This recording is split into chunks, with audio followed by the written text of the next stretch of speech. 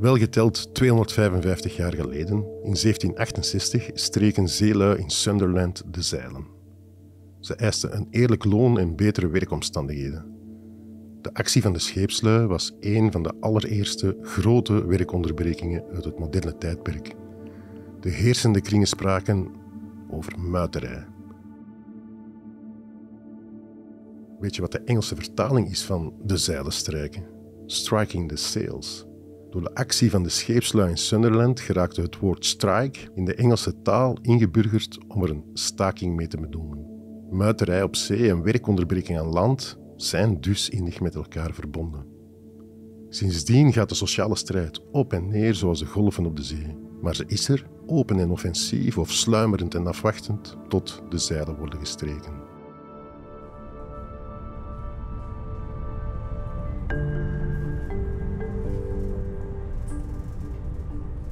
In Londen is de sociale strijd sinds vorige zomer opnieuw ontluikt. Ik hoor verhalen van zorgkundigen die voor het eerst in hun leven het werk neerleggen. Iets dat ze nooit hadden gedacht te doen. Ik lees over een enorme stakingsgolf. En dat wil ik met mijn eigen ogen zien. Dus stap ik de trein op naar Londen, waar Grace Blakeley woont, een jonge linkse econome. Als er iemand een heldere analyse kan maken van die Summer of Discontent in het Verenigd Koninkrijk, dan is zij het wel. A lot of hospitals in the UK have been forced to set up food banks for their staff because their staff, particularly nursing staff, low-paid staff, junior doctors, can't afford to buy food. The hospitals themselves? Yeah, have set up food banks, which is just absolutely, it's crazy, the levels of just poverty that there are in this country at the moment.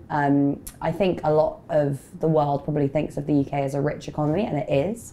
But we are seeing levels of poverty and destitution, indebtedness, homelessness that we haven't seen in decades. A big part of it is the cost of living crisis. Dat moet ze even herhalen, want ik geloofde het niet helemaal. Dat een ziekenhuis voedselbanken moet opzetten voor het eigen personeel en dat in een van de rijkste landen ter wereld mensen met een job toch arm zijn. So I just think for a lot of people, they're in this situation where they can't afford just to live well, and they look to the future, and things don't look like they're going to be getting better because there's no chance of progress in the job that they're in. You look to the future, and economists are saying we're going to have, if not a recession, probably a recession, but if not, then just an extended period of very slow growth. And there just seems to be very little hope for most people that things are going to get better if things don't change. Benzineprijzen stijgen, voedselprijzen stijgen, de prijzen van goederen stijgen. Dat is wat men inflatie noemt. Je geld wordt met andere woorden steeds minder waard. Maar dat is helemaal geen natuurlijk fenomeen, vertelt Grace. Dat is niet iets dat gewoon gebeurt, zoals een blad dat van de boom valt. Er zijn redenen waarom de prijzen stijgen en het is belangrijk om dat te begrijpen. So when you have a big increase in costs like what we saw with fuel prices, someone has to pay for it, right? Now, either working people can be forced to pay for it in the form of higher prices at the tills and in the form of higher unemployment, or businesses can be forced to pay for it in the form of lower profits. Hoe we de dure prijzen tegengaan, is met andere woorden niet neutraal. Er is een keuze achter. Een politieke keuze over wie uiteindelijk de rekening betaalt. De eerste golf van prijsstijging startte net na de COVID-crisis, toen de economie moest ontwaken uit de coma van de lockdowns. Dat gebeurde met een heel sputterende en roestige heropstart, legt Grace uit. There were a lot of issues in supply chains that meant that goods couldn't be moved to where they needed to be. There were shortages. As you mentioned, rates of shipping rates, increased dramatically, which have a direct impact on consumer prices. So there were, the veins and arteries of the global economy got clogged up, basically, and it took a while for those pressures to ease. Het was een enorme warboel in die periode van heropstart. Containers waren daar waar ze niet moesten zijn en waren niet daar waar ze wel moesten zijn. Er was een tekort aan dokwerkers en aan vrachtwagenchauffeurs, want die waren tijdens de pandemie op werkloosheid gezet. Het hele transportsysteem liep in de soep. En dan pas zag je hoe innig onze wereld met elkaar verbonden is. Toen de economie opnieuw opstartte, waren er bijvoorbeeld massaal veel halfgeleiders nodig. Halfgeleiders zijn elektronische chips en ze zitten overal in. In onze gsm, in onze koelkast, in onze auto's. En als er halfgeleiders tekort zijn, schiet de prijs van die auto's, van die gsm's en van die koelkasten natuurlijk de hoogte in. En ook de containers waarin men alle producten vervoert, werden peperduur. En dat is de eerste reden waarom de prijzen de hoogte ingingen. Profits, on the other hand, have been extraordinary, driven in part by fossil fuel companies making astonishingly high profits on the back of higher prices, but also other large, powerful corporations that have been able to use this as an excuse to raise prices even further. Hoge prijzen om buitengewoon hoge winsten te boeken. En inderdaad, de grote containerrederijen, de grote voedselgiganten en de 5 grote oliebedrijven hebben in die periode waanzinnige winsten geboekt. Die cijfers zijn onvoorstelbaar. Het zijn die overwinsten en die extra marges die de prijzen verder hebben opgedreven. En dat is de tweede factor van prijsstijgingen. En dan is er nog een derde factor: het klimaat. And you also have climate breakdown, which is very often ignored as part of the drivers of inflation. But we've seen a real increase in extreme weather events in places that produce a lot of food.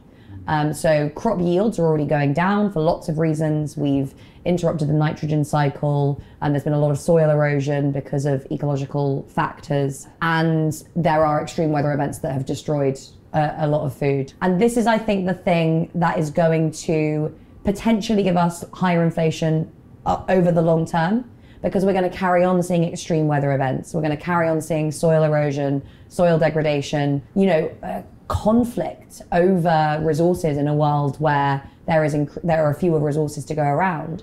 And what that is going to mean is there will be disruptions in supply chains, and there will probably be inflation going into the long run as well. Een sputterende heropstart van de economie, torenhoge voedsel- en olieprijzen en een laaiende klimaatcrisis hebben de prijzen doen stijgen. Hoe dat aan te pakken? In de dominante economische gedachtegang is er maar één antwoord: het verhogen van de rentevoeten. It's absolutely crazy that this is still the default assumption of economists and policymakers, which is that when inflation goes up, regardless of what causes that, the only solution is to then raise interest rates. Now, this goes back to a particular type of basically neoliberal economic thinking. And the famous phrase that Milton Friedman used was that inflation is always and everywhere a monetary phenomenon. So it has to be managed through monetary policy. And the main monetary policy tool that central banks have is interest rates. Interest rates as a policy tool really impose costs on some people over others. They're a political thing, because they change the balance of power in society. De klassieke economen willen de rentevoeten verhogen om de economie te vertragen of zelfs in een recessie te brengen. Als de rentevoeten omhoog gaan, wordt geld lenen duurder. Een lening aangaan voor een woning bijvoorbeeld kost je meer geld, maar ook leningen voor bedrijven worden duurder. Zo wil men dat er minder geïnvesteerd wordt en dat de economie vertraagt. En dat moet de prijzen doen dalen, zo zeggen ze. Maar er is meer aan de hand. En daarvoor moeten we even terug de tijd in, naar 1979. Op dat moment komt de rechtse premier Margaret Thatcher aan de macht in het Verenigd Koninkrijk. En Thatcher zorgt meteen voor een echte schoktherapie door de rentevoeten drastisch te verhogen. You also had this use of kind of interest rate shock therapy. They said that workers demanding wage increases in line with inflation was what was causing inflation, even though that kind of doesn't really make any sense because they were just arguing for wage rises in line with prices. But they said we need to stop this, we need to kind of cut the cord, and to do that we basically have to create a massive increase in unemployment. And obviously when interest rates go up, businesses can't afford to invest, so they start laying people off. Often you get firms going under because they can't afford to pay their debts. It becomes more expensive for households to borrow, so they can't consume as much. It creates this downward spiral of expectations and demand that leads to higher unemployment, which makes it harder for workers to bargain. If you know that your job is under threat because of this widespread environment of unemployment, you are less likely to feel powerful enough to work within a union to demand higher wages because you're scared of losing your job, basically. And that, unemployment reached, I think it was 5 million at its peak in 1983, 1982 in the UK. It got very high as well in the US. And that was the second, strike, basically, that cut down the labour movement. And it's been in decline Well, it had been in decline in the UK and the US as well ever since then. In 1980 en 1981 stortte het Verenigd Koninkrijk in de scherpste en diepste recessie sinds de oorlog. Private en publieke investeringen gingen de dieperik in. Bedrijven gingen over kop en de maakindustrie in het noorden van Engeland werd fataal getroffen. 3 miljoen werklozen betaalden de prijs van de Thatcher-therapie. In delen van de Midlands, de voorheen zo fiere industriële gordel, liep de werkloosheid op tot meer dan 30%. En tot op de dag van vandaag hebben die arbeidersgemeenten zich niet van deze klap weten te herstellen. Een van de medewerkers van Margaret Thatcher toen was de econoom Alan Budd. 10 jaar later vroeg de BBC hem hoe hij op die periode terugkijkt.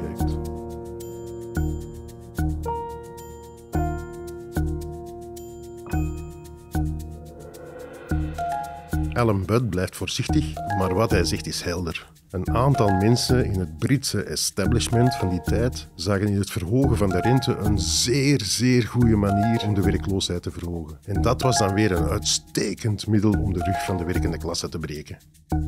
The 1970s moment is a very interesting one to study because it was a point at which a crisis was exploited by a particular set of people to dramatically change the structure of society.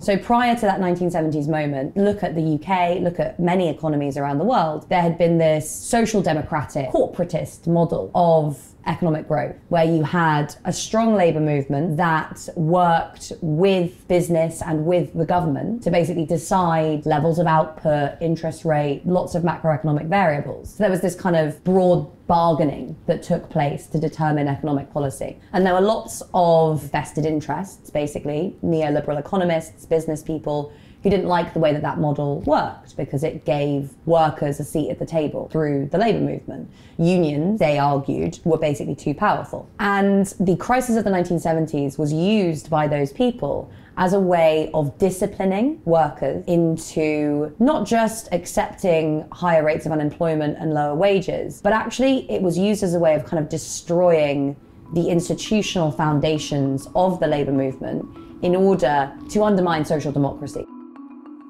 We zetten nog eens alles op een rijtje. Ons eten, onze energie, onze woningen zijn te duur en onze lonen zijn te laag.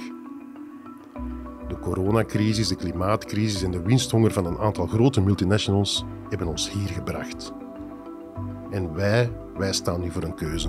Ofwel kiezen we ervoor die extra winstmarges van het grootbedrijf aan te spreken, ofwel kiezen we ervoor om de lonen te matigen en nieuwe besparingen door te voeren. De traditionele politiek kiest ervoor om de economie te vertragen of zelfs helemaal in een recessie te brengen. Zo wil men lonen laag houden. En dat is de schoktherapie waar sommigen vandaag van dromen.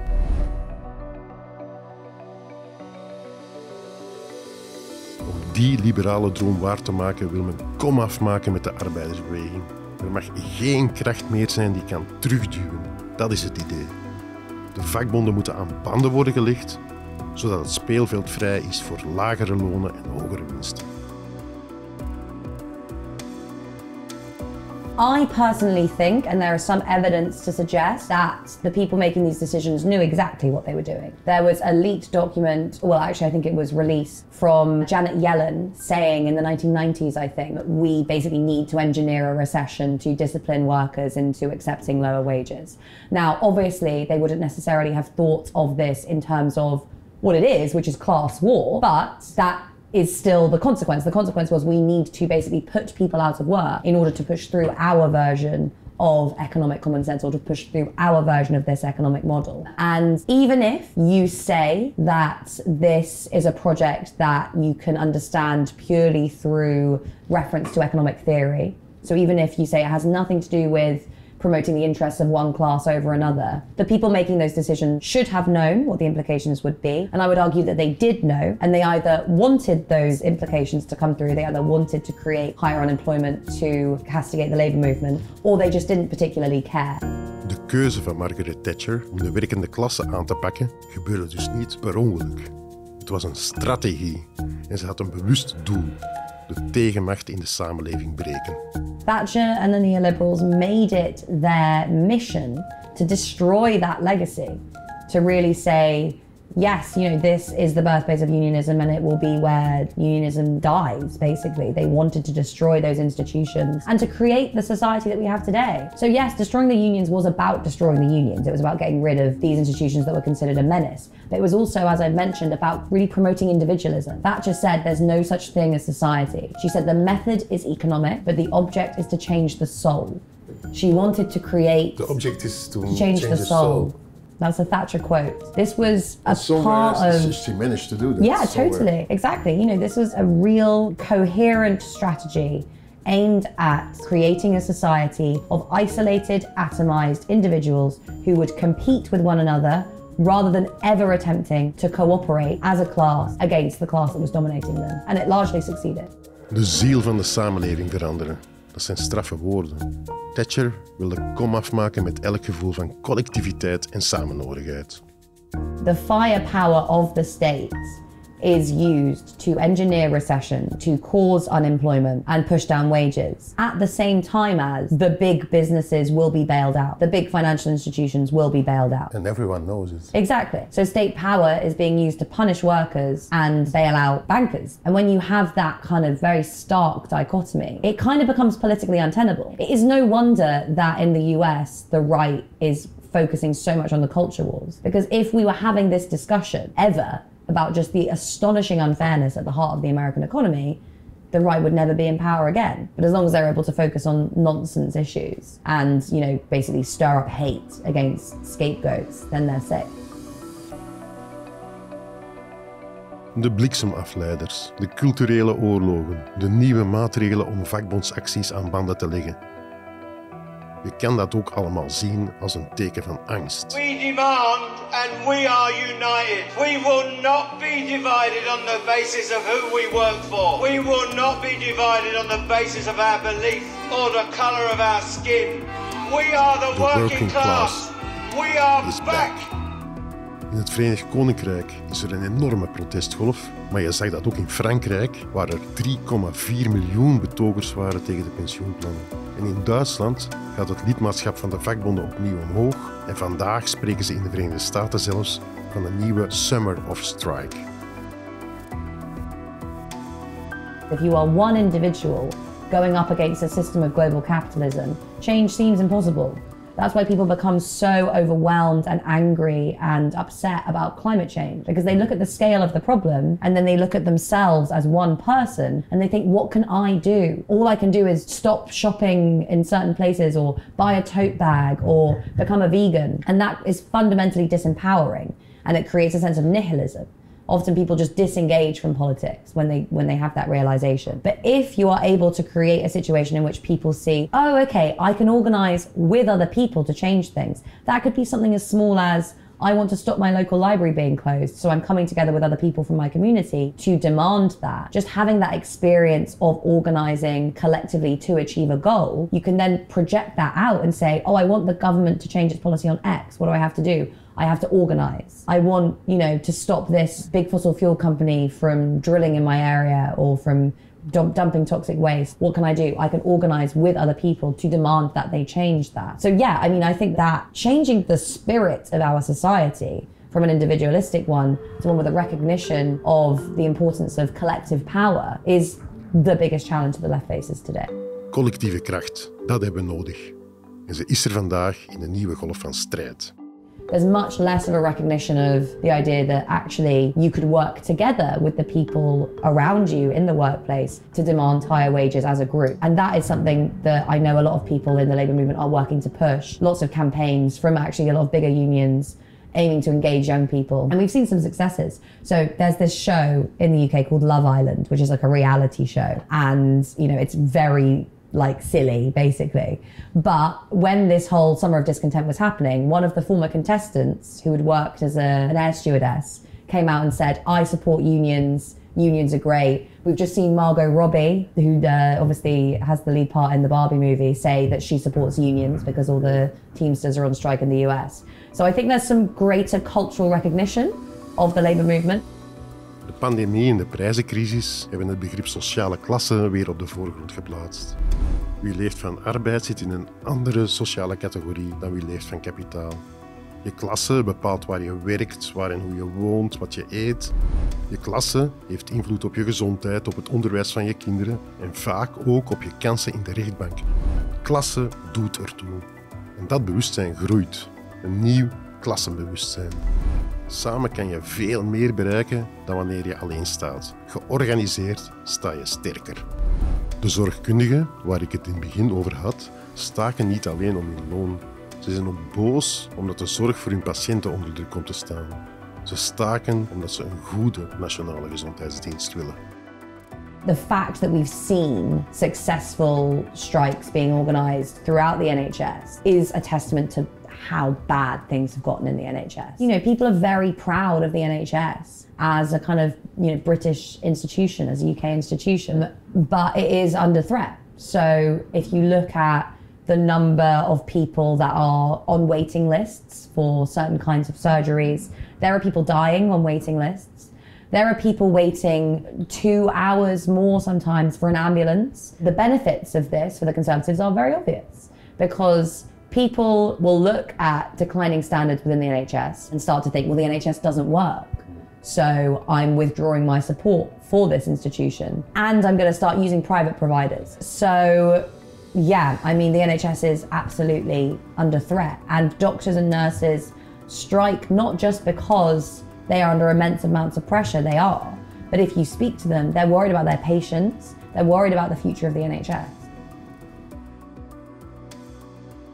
Mensen maken zich zorgen over hun toekomst, maar ook over de toekomst van de samenleving. Wij hebben het afgelopen jaar op steeds meer plaatsen gezien hoe die ongerustheid wordt omgezet in organisatie.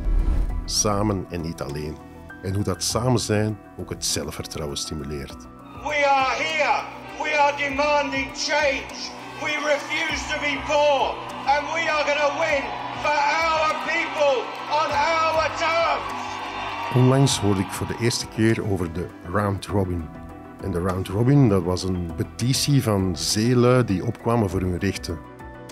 Die tekenden een cirkel en in die cirkel schreven die zeelui hun eisen. En rond die cirkel kon iedereen zijn naam schrijven. Het voordeel daarvan was dat niemand kon zien wie die petitie eigenlijk begonnen was. En hoe meer namen rond die cirkel kwamen te staan, hoe krachtiger ook dat instrument. En de leuze bij de Round Robin was one and all. Allemaal samen. We have an incredibly important and valuable place in this society, which is to encourage people to believe that things can be different. Hier in Londen voel ik een nieuwe beweging. Ik voel het aan elke regendruppel, elke windvlaag, elke rammelende metro. Die wind van verandering is er ook in Los Angeles, in Johannesburg, in Marseille en ook in Berlijn.